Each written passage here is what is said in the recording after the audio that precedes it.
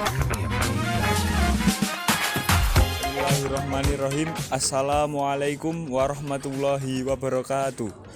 Kami dari kelompok 2 yang beranggotakan yang pertama Rizky Nur Rahman, kedua Ahmad Anfaun Nuron, ketiga Tahali Alif Muhammad, yang keempat Anissa Husnul Khotimah akan mempresentasikan yaitu tentang Daulah Utsmani. Yuk kita saksikan. Saya Ahmad Anfaun Nuron akan mempresentasikan sejarah berdirinya Daulah Utsmaniyah. Berikut adalah sejarah berdirinya Daulah Utsmaniyah. Pada abad ke-12, keturunan suku kabilah di Turkmenistan melakukan pengembaraan dari Turkistan ke Anatolia. Pengembaraan ini dipimpin oleh Raja Ertugrul dan anaknya Utsman I untuk menghindari serangan Mongol. Saat tiba di Anatolia, Ertugrul diterima oleh Sultan Alanuddin, penguasa Seljuk yang sedang berperang melawan Bizantium. Ertugrul dan Sultan Alanuddin bekerjasama dan berhasil mengalahkan Bizantium. Sebagai penghargaan atas bantuannya, Sultan Alanuddin memberikan hadiah sebidang tanah di perbatasan Bizantium kepada Ertugrul. Setelah Ertugrul meninggal, kepemimpinan diambil alih oleh putranya Utsman I yang memerintah Turki Utsmani antara tahun 1291 hingga 1324 Masehi. Utsman I mengeklaim kemerdekaan atas wilayah yang didudukinya dan memproklamirkan berdirinya kerajaan Turki Utsmani. Daulah Utsmaniyah pernah menguasai wilayah yang luas di Timur Tengah, Eropa Timur, dan Afrika Utara selama lebih dari 60 tahun. Sekian secara singkat dari berdirinya Daulah Utsmaniyah. Jadi saya Anissa Husnul Khotimah akan menjelaskan tentang faktor kemajuan dan kemunduran kerajaan Turki Utsmani. Faktor kemajuan yang pertama adalah politik. Dalam struktur pemerintahan Turki Utsmani, setiap pemimpin akan mendapatkan gelar sultan dan khalifah. Artinya, kekuasaan raja tidak hanya sebatas pada bidang pemerintahan semata, melainkan juga agama dan aspek spiritual. Yang kedua, militer. Di samping faktor politik, kejayaan Turki Utsmani juga ditunjang oleh faktor militer. Turki Utsmani berhasil mengembangkan militer dengan baik, yaitu dengan dibentuknya pasukan Ghozi. Yang ketiga, faktor ekonomi. Faktor ekonomi juga menjadi salah satu faktor penting dalam mendukung kejayaan Turki Utsmani. Perekonomian Turki Utsmani bisa kuat atas keberhasilannya menaklukkan beberapa wilayah, terlebih keberhasilannya menaklukkan Bizantium dan Konstantinopel. Yang keempat, faktor kepemimpinan. Kepemimpinan menjadi faktor lain yang membawa Turki Utsmani menuju kejayaan. Turki Utsmani memiliki pemimpin yang visioner, sehingga dapat membuat visi ke depan yang gemilang dan dimanifestasikan dalam futuhat, sehingga keberadaannya telah membawa perubahan dalam tatanan peradaban dunia pada waktu itu. Yang kedua, faktor kemunduran Turki Utsmani. Adapun faktor internal yang membawa Turki Utsmani mengalami kemunduran adalah sebagai berikut. Luasnya wilayah kekuasaan. Yang kedua, heterogenitas penduduk dan agama. Yang ketiga, kehidupan para penguasa yang suka bermewah-mewahan. Yang keempat, merosotnya perekonomian negara akibat peperangan yang berlangsung berabad-abad. Sedangkan faktor eksternal yang memengaruhi kemunduran kerajaan Turki Utsmani antara lain adalah sebagai berikut. Yang pertama, timbulnya gerakan nasionalisme di kalangan bangsa-bangsa yang tunduk pada kerajaan Turki Utsmani.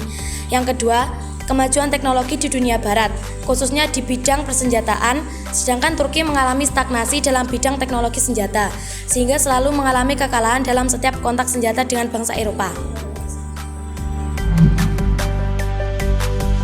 Selanjutnya, saya Tahali Alif Muhammad akan menjelaskan tentang strategi politik pada masa Daulah Utsmaniyah. Pada masa Daulah Utsmaniyah, strategi politik ada berbagai macam. Yang pertama yaitu sistem pemerintahan monarki. Sistem pemerintahan monarki pada Daulah Utsmaniyah didasarkan pada hubungan darah atau keturunan. Yang kedua, sistem peradilan. Kekuasaan qadhi diatur secara hierarkis mulai dari tingkat pusat sampai tingkat daerah.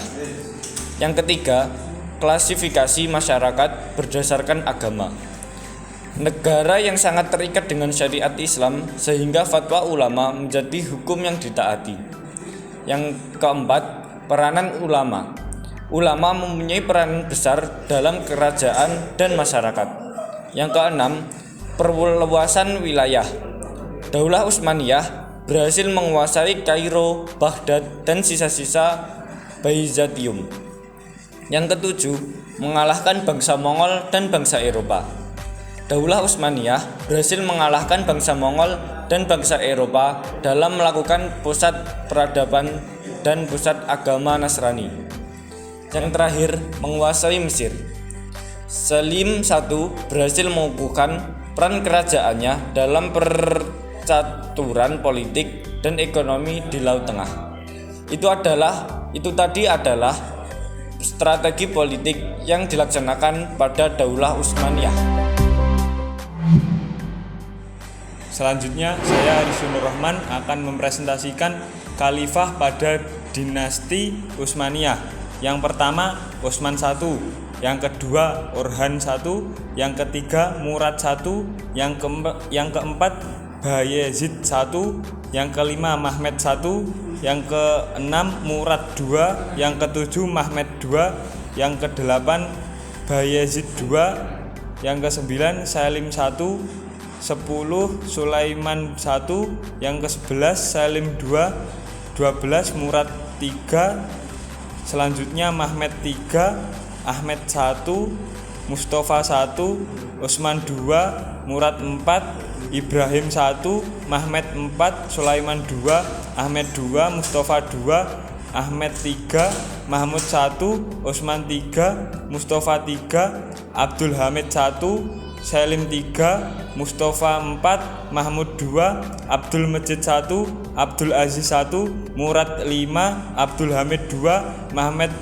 V, dan yang terakhir ke-36 yaitu Mehmed VI.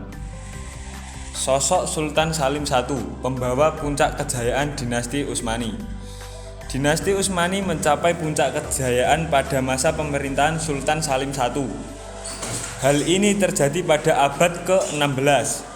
Dalam buku sejarah kebudayaan Islam yang ditulis oleh Haji Abu Ahmadi Sunggarso, semasa Sultan Salim I memerintah, ia banyak memfokuskan ekspansi ke arah selatan Turki.